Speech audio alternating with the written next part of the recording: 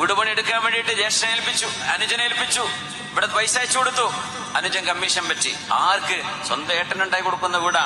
പക്ഷെ അനുജന് കമ്മീഷൻ. എത്ര കമ്മീഷന്? ലോഡിറക്കിന് സിമെന്റിന് ഇത്ര, മണലിന് ഇത്ര, കമ്പിക്ക് ഇത്ര, ഇന്ത്യയുടെ ഡെക്കറേഷനിൽ ഇത്ര. ആര്?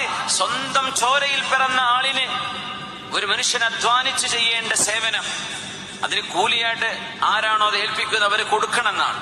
ഇനി കൊടുത്തില്ല എന്ന് വിചാരിക്കുക, അവനെ കൊണ്ട് പറ്റുന്ന ഏറ്റെടുത്താൽ മതിയല്ലോ. കൂലിയില്ലാതെ ഏറ്റെടുത്താൽ പിന്നെ അവരറിയാതെ അതിൽ നിന്ന് പൈസ വലിക്കുക, അതിൽ നിന്ന് സമ്പാദിക്കുക, ആ പൈസ മുഴുവൻ ആ വീട് പണിക്ക് ചെലവഴിക്കാതിരിക്കുക. എത്ര നടക്കുന്നുണ്ട് മുഅ്മിനീങ്ങളെ? പറയില്ലേ, ആരും വിശ്വസിക്കാൻ വയ്യ, ആരും വിശ്വസിക്കാൻ വയ്യ.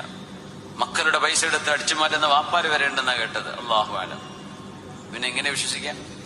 അമാനത്താണ്, തൊട്ടുവിളിക്കാൻ പാടില്ല. അല്ലെങ്കിൽ പറയണം, ഇങ്ങനെയൊക്കെ ഉണ്ട്, എനിക്കിതിന് കമ്മീഷൻ എടുക്കാൻ പറ്റുമോ, എനിക്കിതിന് ഒരു ലാഭം എടുക്കാൻ പറ്റുമോ, ഞാൻ ഇത്ര പൈസ ഇതിന്ന് എടുത്തു മാറ്റുന്നുണ്ട്, അത് നിങ്ങൾ പൊരുത്തപ്പെട്ടു തരണം. ചോദിക്കണം, സമ്മതം വാങ്ങിക്കണം. അല്ലാതെ ചെയ്യുന്നത് തെറ്റാണ്. ആരാണ് അങ്ങനെയൊക്കെ സൂക്ഷ്മതയിൽ ചെയ്യുന്നത്?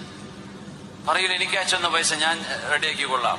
എല്ലാത്തിനും ആശാരിമാരെ വിളിക്കലിന് വരെ കമ്മീഷൻ, ടൈൽസിന് കമ്മീഷൻ, മാർബിളിന് കമ്മീഷൻ, ഇലക്ട്രിക് വർക്കില്, പ്ലംബിങ്ങില്, സ്വിച്ചിന്, ബോർഡിന്, എല്ലാത്തിനും കമ്മീഷൻ. ആര്? സ്വന്തം ഉടപ്പുറപ്പ്.